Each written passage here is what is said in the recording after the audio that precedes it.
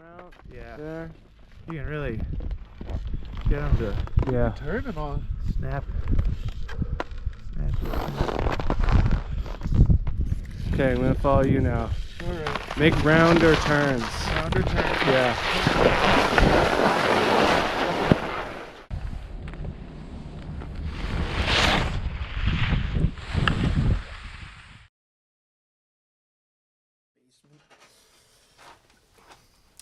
Hey skiers, I'm Jeff from SkiEssentials.com. Still here at home, still working from home, still doing these videos from my basement. Hope everyone's staying healthy and happy. Along those lines, we're in April now. We're going to get to this review, but before we do, it's the month of April. Basically all year, Rossignol has been the planned sponsor for our Ski Happy photo contest in the month of April. Clearly people can't ski right now. So we thought we'd change things up, and we're actually going to use the hashtag StayHomeHappy. So kind of fun. It's going to be a really exciting contest, I think. I've already seen like a lot of creative videos and photos. I'm sure you guys have too, of people kind of trying to satisfy their desire to ski from home. Really cool video of the dad that made like the homemade chairlift, and you know, some lots of stop motion stuff with people using like sheets and stuff for the slopes and the snow. So we thought we would do that. Use the hashtag StayHomeHappy. So that'll run through the whole month of April, and the winner will get a pair of these Rossignol Senders.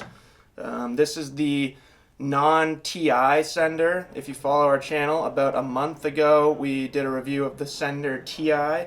We had a really fun day down at Mad River Glen with Austin from Rossignol, who actually loaned me this pair in front of me and this pair behind me, which is the Holy Shred, which we're going to talk about next week.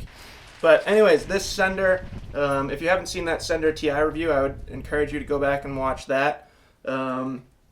These two skis are pretty similar, the Sender and the Sender TI, but there are kind of some key differences, which we'll get to. In general, this is part of the BLACKOPS collection, the expanded BLACKOPS collection for 2021. So historically, those BLACKOPS skis have been kind of free ride twin tips, but they've also had a pretty damp, quiet, smooth feel that you didn't necessarily find in most twin tips like that. And a lot of that feel has been brought over into this new collection of BLACKOPS skis in the directional sense.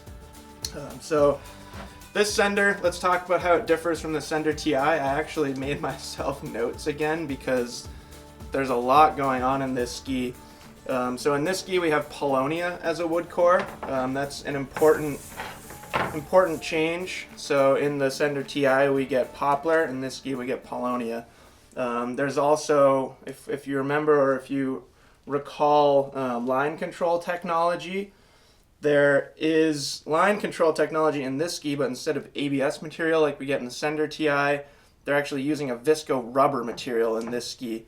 So a little different there, but same concept, that rubber's running vertically through the core in a longitudinal axis. There's also a partial metal laminate underfoot, which is true in the TI version as well. The difference there is that it also gets a full sheet. So there's no full sheet of metal in this ski. Still get the damp tech in the tip, so rubber inserts up in the tip. There's also, I can actually see it really well right now because of the way the light is. Right here is basically where the air tip starts. So if you remember Soul 7 skis like that, they were kind of known for that air tip that you could kind of see through a little bit. So that's basically the major differences in construction between this ski and the Sender TI. What that results in is a lighter weight ski. It's also a little bit softer flexing, although it's certainly not a soft flexing ski just in the general sense of the term or of ski stiffness. So it sheds about 300 grams off the Sender TI in what I call comparable lengths. And that's another important differentiation between these skis and the TI version. There's a much bigger length range in the Sender than the Sender TI. So this goes 164, 172, 178, and then 186. So you get obviously much shorter lengths to choose from. The Sender TI starts at 180 and goes up to 187 and then 194, which every time I say 194 it just seems crazy, but they're big skiers out there. Like Bob was psyched that they made a 194. But this is going to be, I mean, even without saying it, just with that length range, this is going to be the more popular ski between those two. It's more appropriate for a wider range of skiers, and it still rips. So I guess we're getting a little bit ahead of ourselves here. The shape is pretty much the same as the Sender TI, but it actually is a different mold, which is, in my opinion, just really cool. You know, I think Rossignol could have cut some corners by using the same mold and just putting different materials in them to achieve kind of a different ski. But the fact that they actually are using a different mold to make this compared to the Sender TI, I personally just think that's really cool. And I think just, you know, kudos to Rossignol for going the distance and really being committed to performance. So basically the same shape, but a little bit different. Smooth tip rocker, a little bit of early taper up there, but it's so much different than what we saw in the Soul 7. You know, much longer effective edge in this ski. There's a little bit of tail rocker in the tail, but not a ton. So what's the major difference between this ski and the Sender TI? For me, I find that the Sender has much better energy when you're making short turns. And I think a lot of that's coming from the weight. You know, there's definitely a lighter swing weight. They do feel lighter on your feet. And then I think part of it is just being, you know, me being around 150 pounds. Like I said, there's still some stiffness to this ski, especially in the tail.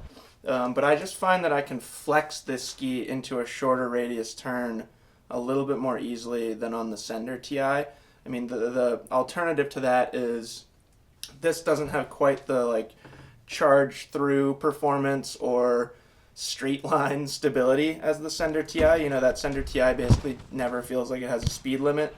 And this, I suppose, if you straight lined it down some choppy stuff, you might find it gets deflected a little bit too much, but it's certainly a reasonable trade-off, just given the fact that they have that slightly quicker, slightly more maneuverable feel than the Sender TI, which I really liked.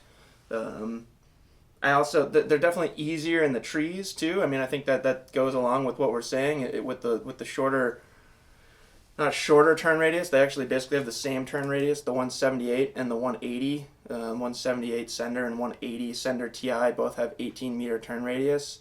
But its willingness to get into a shorter radius turn really helps in trees, as does the lower swing weight, and then the shorter length options too.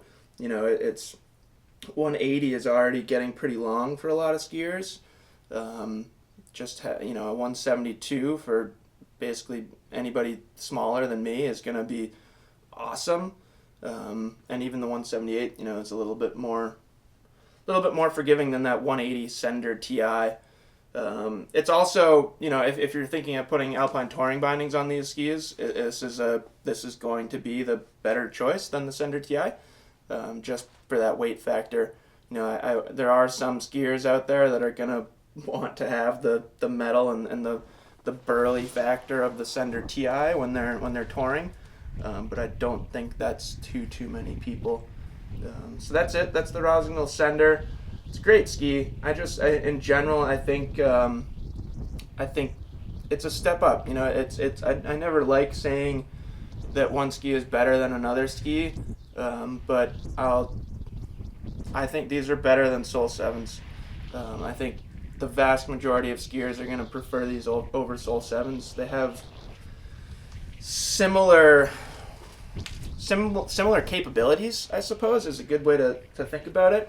When we talked about that Sender TI, I talked a lot about the way that the ski can feel different whether you're achieving a high edge angle and getting this tip portion of the ski to engage, or if you're riding more of a flatter ski. If you're skiing a flatter ski and then just pivoting and making that style turn, it still has a lot of the same maneuverability properties and kind of the similar characteristics as a Soul 7. But as soon as you tip it up on edge, I mean, this ski's got way more power, way more edge grip, way smoother. The damp feel of these skis is incredible. And it's something that I first came to like in this ski behind me, which is the Holy Shred. And like I said, we'll be talking about that ski next week. This one's really right up my alley. I mean, the Sender's a great ski. I think a ton of people are going to like it. Just the fact that there's a twin tip on this ski just makes me excited to ski them and makes me excited to talk about them. So we'll talk about that ski next week. In the meantime, start thinking of ways you can enter our Stay Home Happy contest. Let us know if you have any questions about these Senders. If anybody wants more kind of thoughts about how they differ from the Sender TI, definitely let me know. I think it's a really cool conversation, and I'm happy to chat more about it. But that's it. Great job, Rossignol. We're big fans of the whole new line. I'm going to bring Allie into a video soon to talk about the Rally Bird, which is essentially the women's version of this ski. So plenty more Rossignol skis to talk about. There's also new Experience 92 that I got kicking around in this basement somewhere. So we'll talk about that soon too. And yeah, hope everyone's staying healthy and happy, and we'll talk to you soon.